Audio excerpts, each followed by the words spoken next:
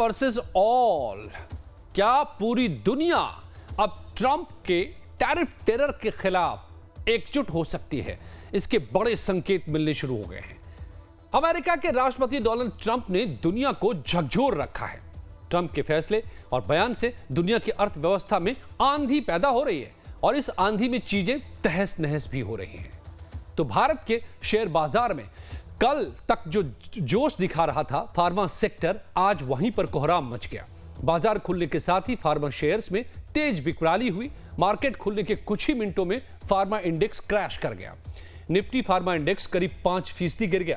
10% के lower circuit के साथ औरो फार्मा टॉप लूजर बना और यह सब हुआ ट्रंप के एक ताजा बयान के बाद। यूएस प्रेसिडेंट डोनाल्ड ट्रंप ने कहा कि वो जल्द ही फार्मा प्रोडक्ट्स पर ना सोच सकने वाले टैरिफ लगाएंगे। अमेरिकी राष्ट्रपति डोनाल्ड ट्रंप ने कहा है कि उनका प्रशासन फार्मास्यूटिकल्स पर संभावित टैरिफ लगाने पर अब विचार कर रहा है।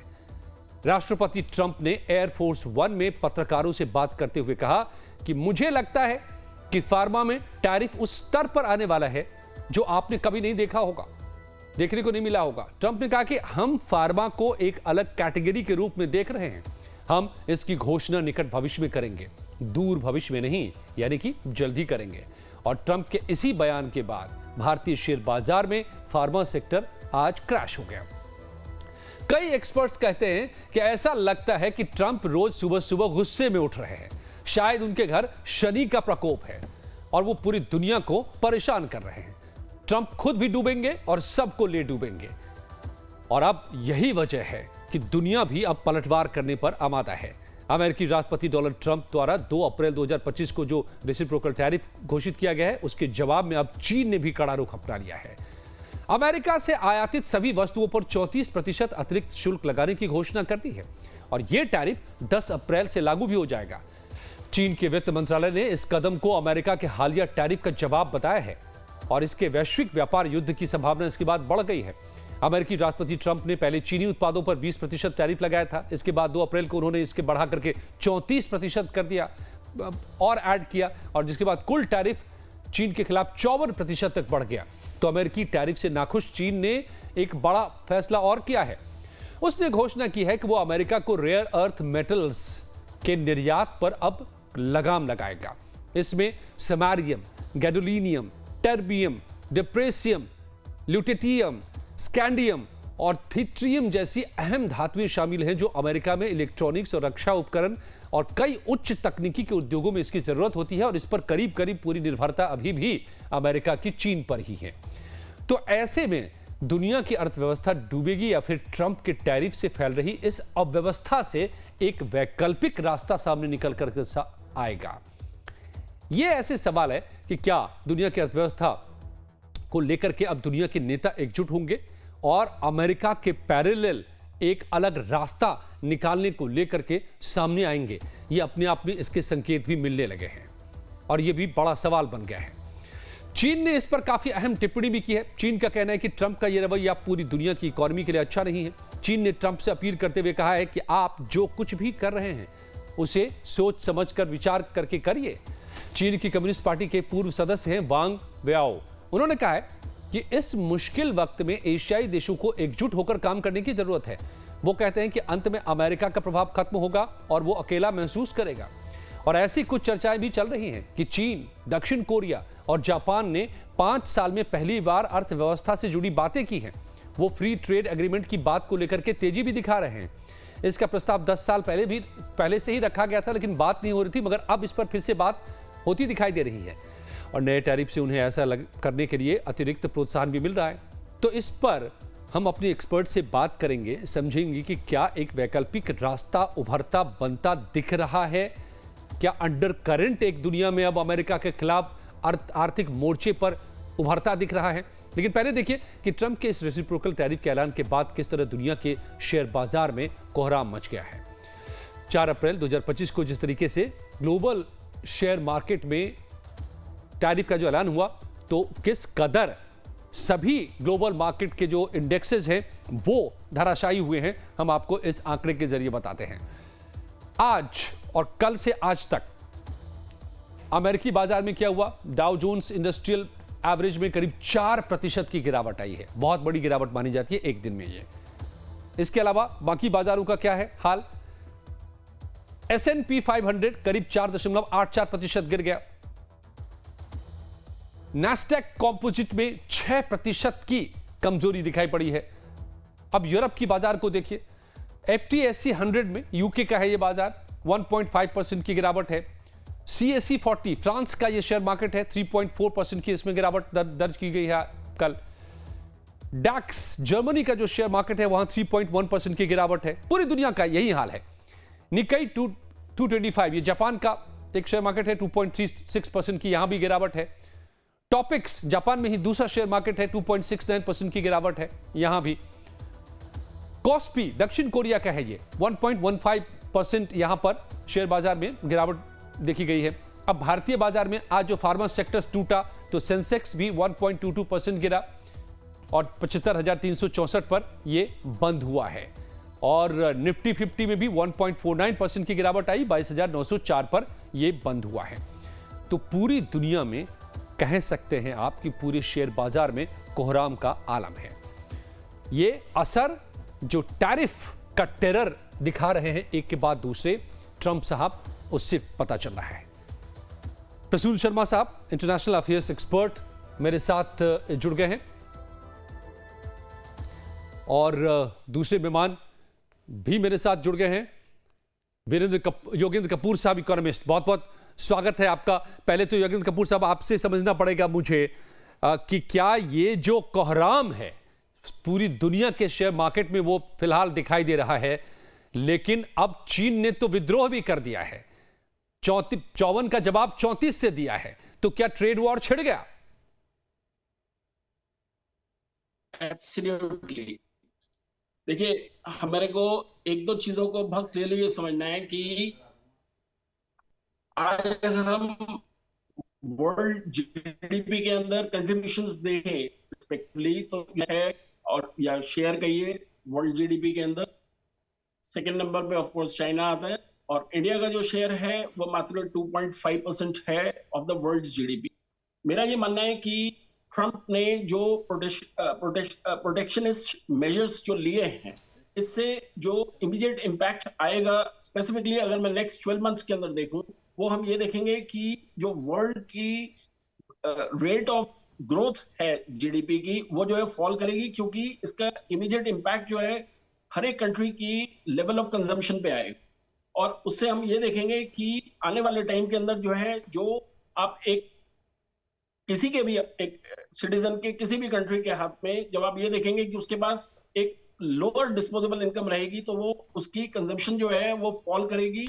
और उससे हम ये देखेंगे कि अल्टीमेटली वो हर तरीके की जो इन्वेस्टमेंट्स हैं या जो मैं कहूंगा कि एक ग्रोथ जो है उसको जो है अफेक्ट करेगी। तो मेरा ये मानना है कि ये एक जो उन्होंने स्टेप लिया है, इसमें जो है करेक्टिव एक्शंस आने बहुत जरूरी हैं। नहीं तो हम ये देखेंगे कि ओवरऑल जो है ये सिर्फ वर्ल्ड के अंदर जो है एक, मैं कहूंगा कि एक कंट्री का दूसरे कंट्री के अगेंस्ट जो एक इंटरडिपेंडेंसीज थी उसको जो है वो अफेक्ट करे।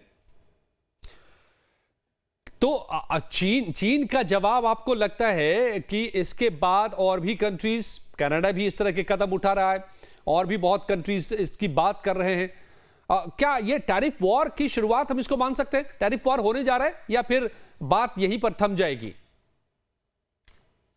एब्सोल्युटली। देखिए, हमें यह समझना है कि चाइना जो है वो एक मैन्युफैक्चरिंग फैक्ट्री है वर्ल्ड की। और मैं ये मानूंगा कि उन्होंने जो है वो जिन्होंने फर्स्ट रिएक्ट किया है वो बिल्कुल इन लाइन है। और अभी हम ये देखेंगे कि बहुत सी कंट्रीज जो हैं जिसके अंदर स्पेसिफिकली अभी हम देखेंगे कि कनाडा और मेक्सिको जो है उनका नेक्स्ट नंबर आप देखेंगे। और उसके बाद जो है यूरोप की कंट्रीज जो है एंड गोइंग फॉरवर्ड ऑस्ट्रेलिया, ये सब कंट्रीज जो है हम देखेंगे कि धीरे धीरे रिटेलिएशन करेंगी। यानी कि एक तरीके से टैरिफ वॉर की शुरुआत हुई है और ये आगे बढ़ सकता है। योगेंद्र कपूर साहब, विदेश मामलों की जानकारी। योगेंद्र जी, आज अब जो स्वर उभर रहे हैं, चीन ने साफ साफ संकेत दिए हैं, बयान आ रहे हैं कि अब एशियाई तमाम बाजारों को एक साथ जुड़ जाना चाहिए। बिम्स्टेक में पिछले 10 साल से प्रस्ताव पड़ा हुआ है कि सभी फ्री ट्रेड एग्रीमेंट करें। भारत ने ईयू से बात कर ली है कि हम फ्री ट्रेड एग्रीमेंट करेंगे। आसियान में भी इस तरह की बातें हो सकती हैं। क्या लग रहा है आपको कि एक पैरेलल रास्ता निकालने के लिए दुनिया के लीडर्स आगे बढ़ते नजर आ रहे हैं आपको अमेरिका के बरक्स? एब्सोल्युटली। और देखिए, मेरा ये मानना है कि हर प्रसून जी, कंट्री जो जी, है, देखिए, आई जी, एम सॉरी। जी, जी बताएं प्रसून जी। जी अजय जी, पहले इससे एक जो बड़ा संदेश जा रहा है ट्रम्प के ऐसे जो एक्शंस हैं उसमें ये जा रहा है कि यूएस अब कह रहा है कि वो अकेले पूरे विश्व की इकोनॉमी या जियोपॉलिटिक्स का भार उठाने के लिए सक्षम नहीं है या तैयार नहीं है। तो ये एक बड़ा वैक्यूम क्रिएट कर रहा है। बाकी जो उभरते हुए पावर्स हैं, चाहे वो भारत हो या चीन हो, उनको एक स्पेस देने के लिए। और जो ये टैरिफ्स, रेसिप्रोकल टैरिफ्स का जो ट्रम्प का एक और मुद्दा ये है कि जो ट्रेड डेफिशिएट है, किसी कंट्री के साथ उसका जो भी ट्रेड डेफिशिएट है वो ट्रम्प को ना गुजारा है। उनको ये लगता है कि ये जो दूसरे देश है, जैसे हमारा 57 बिलियन का ट्रेड डेफिशिएट है, अगर हम उसको एड्रेस कर लेते हैं ऑयल इंपोर्ट या दूसरे किसी तरीके से, तो मुझे लगता है ट्रम्प उससे सेटिस्फाई हो जाएगा। दूसरी ओर जो आपने कहा tariff war, I think Bharat की पोजीशन उसमें काफी मेच्योर और सुदृढ़ है ग्राउंड लेवल पे, क्योंकि हमने इनिशियल लेवल पे ही मल्टीपल चैनल्स उनके साथ नेगोशिएशन के खोले। पहला हमने एक बायलैटरल ट्रेड एग्रीमेंट के लिए ऑलरेडी विंडो ओपन रखी है जिसका डिस्कशन हो रहा है। सेकेंडली, हम ऑलरेडी अपना जो वर्किंग कर रहे हैं कि एज अ टास्क फोर्स और कॉम्प्रिहेंसिव स्ट्रैटेजी के हम रीलुक भी कर रहे हैं अपने कई टैरिफ्स पे। पर ओवरऑल अगर आप भारत की सिचुएशन देखें कंपैरेटिवली, जो बाकी देशों पे टैरिफ लगा है उसको देखेंगे तो भारत लोअर टैक्स स्लैब में है। और सेकेंडली, कुछ जो जैसे आपने ऑल्दो फार्मास्यूटिकल के बारे में आज जो टिप्पणी ट्रम्प ने करी है उसके बारे में बोला, पर मुझे ये लगता है कि फिर भी फार्मास्यूटिकल में कुछ ना कुछ कंडीशंस या लिमिट के साथ एक्सेस रहेगा भारत का, क्योंकि आई थिंक अभी क्वाड की मीटिंग भी होनी है और क्वाड में एक टास्क दिया गया था भारत को as a pharmacy of world जी। तो ओवरऑल हाँ, ये ट्रम्प का एक तरीका है नेगोशिएशन टेबल पे लाने का। और उनका जो डिसीजन मेकिंग प्रोसेस है वो पहले अनाउंस करते हैं, जिसमें ज्यादातर उनको ये अनाउंसमेंट उनके फॉलोअर्स को यूफोरिया क्रिएट करने के लिए होता है और फिर वो इवॉल्व होता है। अगर आप पिछले डिसीजंस भी उनके देखिए, उन्होंने अनाउंस किया, फिर कुछ वापस भी लिए या कुछ को रीनेगोशिएट भी किया। तो अभी हमें वेट एंड वॉच करना चाहिए। और जो ये रेसिप्रोकेट कर रहे हैं, आई थिंक वो मे बी उनकी कंपल्शन या पॉलिटिकल कंपल्शन कह लीजिए, या ठीक है, दे वांट टू शो मतलब stand of strength to Trump also. Okay, okay, ठीक है। लेकिन दुनिया में जो हलचल है जरा उसको भी हम देखते हैं कि विश्व के पटल पर जो एक नई आर्थिक व्यवस्था को विकसित करने की जरूरत के पीछे ठोस वजह भी नजर आ रही है। ट्रंप के रेसिप्रोकल टैरिफ के ऐलान से वैश्विक अर्थव्यवस्था को काफी नुकसान होने का अनुमान है। अलग अलग आर्थिक संस्थानों और विशेषज्ञों ने जो शुरुआती आकलन किए हैं उसके मुताबिक अमेरिका के ताबड़तोड़ रेसिप्रोकल टैरिफ से दुनिया की अर्थव्यवस्था को भारी नुकसान हो सकता है। द कॉन्फ्रेंस बोर्ड के अनुसार ट्रंप के टैरिफ के कारण 2025 में वैश्विक वास्तविक जीडीपी में आधे प्रतिशत तक की गिरावट आ सकती है। पूरी दुनिया की जीडीपी में, अमेरिकी जीडीपी में भी कमी आने के आसार हैं। इसी अवधि में अमेरिकी वास्तविक जीडीपी में 1.2% की कमी की आशंका है। महंगाई में भी वृद्धि हो सकती है। टैरिफ की वजह से अमेरिका में जो मुद्रास्फीति है, महंगाई दर है, उसमें 1% तक का इजाफा हो सकता है।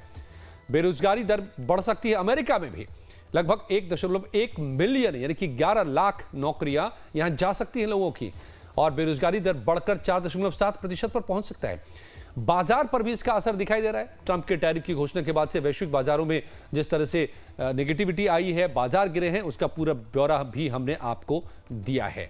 तो इन अनुमानों से पता चलता है कि ट्रंप के रेसिप्रोकल टैरिफ का वैश्विक अर्थव्यवस्था पर बहुत ही नेगेटिव इंपैक्ट हो रहा है, जिसमें विकास धीमा होगा, महंगाई आएगी और बेरोजगारी बढ़ेगी।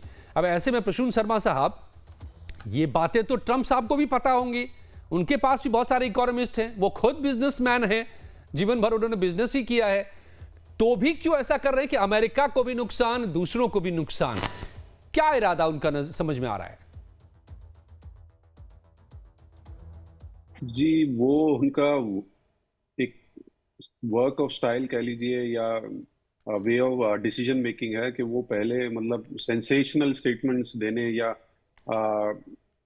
ऐसे एग्जीक्यूटिव ऑर्डर पास करने में बिलीव रखते हैं जो उनके जो फॉलोअर्स हैं या जिन्होंने उनको वोट किया है उनको डायरेक्टली वो कम्युनिकेट कर पाए कि वो रोज कुछ ऑफिस में आगे कुछ बड़ा काम कर रहे हैं। ऑल्दो जो आपने कहा कि ये जो भी फैक्टर्स हैं जैसे बिजनेस के, जियोपॉलिटिक्स के, तो कहीं ना कहीं उनकी जो सेकंड लाइन कमांड है उनको ये सब मेरे ख्याल से वो जानते हैं ये। और भारत के रिलेशन में मैं कह सकता हूँ कि भारत ने उनके जो सेकंड लाइन कमांड है उनके साथ भी अच्छी रेपो बिल्डअप करी है। कहीं ना कहीं वो सेकंड लाइन इन कमांड धीरे धीरे वो पिक्चर्स में आएंगी। इनको स्ट्रीमलाइन करने के लिए या नेगोशिएशन टेबल पे अगर आप देखिए अभी हमारे कॉमर्स मिनिस्टर वहां पे थे, तो जो काउंटर पार्ट के साथ वो बैठ के नेगोशिएट कर रहे थे। ट्रंप ने एक अनाउंसमेंट किया ताकि कोई भी कंट्री उनके साथ आए, टेबल पे बैठ कर नेगोशिएट करे। तो ये एक तरह से उनका नेगोशिएशन कॉल ज्यादा लग रहा है। वो अनाउंस करते हैं, फिर वो कंट्री या वो स्टेक होल्डर उनसे जब डिस्कशन करता है तो उनके सेकंड लाइन इन कमांड जो भी इंटरेस्ट एरियाज हैं वो जानकर फिर वो नेगोशिएशन स्टार्ट करते हैं। तो मुझे लगता है कि हाँ, इससे शॉर्ट टर्म में या जो भी सेंसेक्स है जो काफी इमोशनली इंपल्स रहता है, धीरे धीरे वो ट्रंप की कार्यशैली से यूज टू हो जाएंगे। और आप देखिए पहले के कंपैरिजन में फ्लक्चुएशन भी थोड़ा सा कम हुआ है। योगेंद्र जी, आप इसको कैसे देख रहे हैं? ट्रंप साहब अपना भी नुकसान करने पर आमादा क्यों नजर आ रहे हैं? कई इकोनॉमिस्ट कहते हैं कि शनि का प्रकोप आ गया क्या उनके ऊपर? सुबह सुबह उठते हैं तो लगता है गुस्से में उठते हैं और एक ऐलान कर देते हैं, एक बयान दे देते हैं। देखिए, ये बात फैक्ट है कि अगर हम पिछले 6 मंथ्स के अंदर देखें तो आप ये देखेंगे कि डोनाल्ड ट्रंप के अपॉइंटमेंट से पहले उन्होंने एक ऐलान ये तक किया था कि जब मैं अगर इलेक्शन जीतता हूं और पावर में आऊंगा तो मैं विदिन 24 आवर्स जो है रशिया और यूक्रेन की वॉर जो है उसको मैं रोक दूं। आप ये देखिए कि मेरा ये मानना है कि आप जो है अपने आप से कोई भी चीज जो सोच सकते हैं, आपको ये नहीं सोचना चाहिए कि आप जो है वर्ल्ड ऑर्डर के अंदर जो है चीजों को डिक्टेट कर सकते हैं। और मैं ये मानता हूं कि अभी जो उन्होंने स्टेप लिया है, आई थिंक वो अपनी कंट्री के अंदर ये मैसेज देना चाहते हैं कि वो अमेरिका फर्स्ट वाली पॉलिसी के अंडर जो है वो एक अपनी कंट्री के लोगों की एम्प्लॉयमेंट और एज वेल एज ग्रोथ के बारे में ही सोच रहे हैं। और मेरा ही मानना है कि इस चीज को अगर एक पर्सपेक्टिव में हम देखें, ये एब्सोल्युटली पॉजिटिव लग सकता है, लेकिन एक होता है कि आपको ग्राउंड रियलिटीज के साथ भी चीजों को जो है मैच करके देखना बहुत जरूरी है। आज अगर हम ये देखें कि यूनाइटेड स्टेट्स जो है वो अपने आप में एक उनकी जो नेचुरल एबिलिटीज हैं वो है इनोवेशन के अंदर। एज अ ट्रेडिंग पार्टनर या एज अ मैन्युफैक्चरिंग कैपेबिलिटीज और एबिलिटीज जो है वो उनकी उतनी स्ट्रांग नहीं है वर्ल्ड के अंदर, क्योंकि उनकी कॉस्ट ऑफ प्रोडक्शन जो है वो बहुत हाई है। और ये भी उन्हें समझना है कि उनकी लेबर की जो कॉस्ट है, कोई भी जो आइटम प्रोड्यूस होती है उसमें एक मेजर पोर्शन जो है वो लेबर कॉस्ट होता है। और कंट्री के अंदर अगर लेबर कॉस्ट ज्यादा है तो जाहिर सी बात है कि आपकी कॉस्ट ऑफ प्रोडक्शन जब एक आइटम की ज्यादा होगी तो आप जो है उस तरीके से वर्ल्ड के जिस तरीके से आप सोच रहे हैं। हैविंग सेड दैट, मैं ये जरूर कहना चाहूंगा कि इस सिचुएशन तक में मैं इंडिया के लिए जो है एक इस तरीके से अपॉर्चुनिटी देखता हूं कि अगर गवर्नमेंट ऑफ इंडिया जो है वो फोकस करे कि अगर हम अपनी PLI स्कीम को जो है उसको एक्सपैंड कर सकें और उसके अंदर और ऐसी आइटम्स और सेक्टर्स को कवर कर सकें, तो उसमें हम ये देखेंगे कि इंडिया जो है वो एक आफ्टर चाइना जो है एक देश बन सकता है कि जहां पे आप जो है even country like United states जो है वो सोचने में मजबूर होंगी कि हम क्यों ना एक लो कॉस्ट डेस्टिनेशन इंडिया के अंदर जाके कोई चीज को मैन्युफैक्चर करें। तो ये इंडिया के लिए एक मौका भी हो सकता है। कल भी हमने इस पर चर्चा की थी और जो मेरे साथ इकोनॉमिक्स थे आकाश जिद्दल साहब थे वो भी इसको लेकर के सहमत थे। लेकिन रेसिप्रोकल टैरिफ से परेशान दुनिया के देश निश्चित तौर पर एक साथ आ भी सकते हैं। आपसी सहयोग से अमेरिका से अलग व्यापार समझौता भी क्या कर सकते हैं? इस दिशा में कुछ ठोस कदम भी क्या उठाए जा सकते हैं? ये इस वक्त सवाल इसलिए भी उभर रहे हैं कि द्विपक्षीय और बहुपक्षीय व्यापार समझौते दुनिया के देश आपस में इनको लेकर के आगे बढ़ने के संकेत देते नजर आ रहे हैं। मौजूदा समझौतों को मजबूत ये भी कर सकते हैं ताकि टैरिफ के प्रभाव को कम किया जा सके। व्यापार ब्लॉक ये बना सकते हैं, इसको मजबूत कर सकते हैं। यूरोपीय संघ, आसियान, बिम्स्टेक और दूसरे व्यापार ब्लॉक जो है टैरिफ से प्रभावित देशों के लिए एक मजबूत मंच भी बन सकता है। इन मंचों से जुड़े देश आपस में फ्री ट्रेड एग्रीमेंट कर सकते हैं। ये देश एक साथ मिलकर अमेरिका के साथ बातचीत भी कर सकते हैं और अमेरिका पर दबाव बना सकते हैं। साथ ही WTO में सामूहिक कार्रवाई भी कर सकते हैं। टैरिफ से प्रभावित देश WTO के माध्यम से भी अमेरिका की व्यापार नीतियों को चुनौती दे सकते हैं। चीन ने यह बयान भी दिया था और नियमों आधारित व्यापार प्रणाली को बनाए रखने के लिए मिलकर भी ये काम कर सकते हैं। आपूर्ति श्रृंखला जो है, जो सप्लाई चैनल्स हैं, उसमें डाइवर्सिफिकेशन का भी काम किया जा सकता है। कई देश मिलकर के अपनी आपूर्ति श्रृंखलाओं को अमेरिका पर निर्भरता कम करने के लिए इसे डाइवर्सिफाई कर सकते हैं। तकनीकी और वित्तीय सहयोग भी आपस में कर सकते हैं। डेवलपिंग नेशंस जितने भी हैं, एक दूसरे के साथ तकनीकी और वित्तीय सहयोग करके अपनी अर्थव्यवस्था को मजबूत कर सकते हैं, बाहरी दबावों का बेहतर ढंग से सामना कर सकते हैं। हालांकि ऐसा हो पाना आसान भी नहीं होता है। कई देशों के अपने अपने आर्थिक और राजनीतिक हित होते हैं जो रुकावटें भी पैदा कर सकते हैं। जैसे बिम्स्टेक की ही बात कर लें, जिसमें अभी अभी प्राइम मिनिस्टर मोदी पहुंचे। यहां पर 10 सालों से फ्री ट्रेड एग्रीमेंट का प्रस्ताव लागू है, लेकिन इस पर सहमति नहीं बन पाई है क्योंकि लगता है छोटे देशों को, नेपाल, बांग्लादेश जैसे देशों के, कि भारत का वर्चस्व इससे बढ़ जाएगा, तो इसलिए इस पर सहमति नहीं बन पा रही है। इसके अलावा सवाल यह भी है कि क्या अमेरिका के आर्थिक दबदबे के सामने दुनिया के देश एकजुट हो पाएंगे, क्योंकि अब तक बहुत ज्यादा निर्भरता अमेरिका पर बनी हुई है और इसी का फायदा इस वक्त ट्रंप उठाते नजर भी आ रहे हैं और असर भी डाल रहे हैं। तो ऐसे में बड़ा सवाल यही है। योगेंद्र कपूर साहब, आपसे शुरू करता हूं इस दौर को। इकोनॉमी का जो ये सवाल है कि क्या आपको लगता है कि पैरेलल चैनल्स ओपन करने की कोशिश हो सकती है इस दौर में? चीन तो बार बार इस बात को लेकर के गुहार लगा रहा है। कि कई बार वो आप कहते हैं ना कि अमेरिका ने कोई स्ट्रेटेजी अपने पर्सपेक्टिव से सोची होगी कि शायद वो हमें बेनिफिट करेगी, लेकिन मेरे को ये लगता है कि आज जो है यूनाइटेड स्टेट्स की जो पॉलिसीज हैं वो आप वर्ल्ड के अंदर कई कंट्रीज को रीग्रुप होने में ही हेल्प कर रहे हैं। और इसमें मेरा ये मानना है कि हम ये देखेंगे कि आने वाले टाइम में जो डिफरेंट फॉरम्स हैं, जिसमें ब्रिक्स भी है हमारा, उसमें हम ये देखेंगे कि उनकी जो एक आपस में जो स्ट्रेंथ है वो जो है वो हम देखेंगे कि वो बढ़ेगी। और उसमें हमें ये दिखाई देगा कि वो लोग जो है एक इस तरीके के प्रेशर्स जो है बिल्डअप करेंगे कि यूनाइटेड स्टेट्स को अपनी पॉलिसीज को रीथिंक करने में मजबूर होना पड़ेगा। तो ये अब जो एक खबर आज उड़ती हुई आई है, इसको लेकर के सीधे सीधे कुछ कहा नहीं गया है कि उदाहरण के तौर पर कि क्या चीन, दक्षिण कोरिया और जापान के बीच में भी फ्री ट्रेड एग्रीमेंट की बातें काफी पहले से होती रही है, उसको एक्टिवेट किया जा सकता है? क्या बिम्स्टेक में जो 10 साल से प्रस्ताव पड़ा हुआ है उसको, उस पर भी बातचीत शुरू हो सकती है आपस में? आपको क्या लगता है?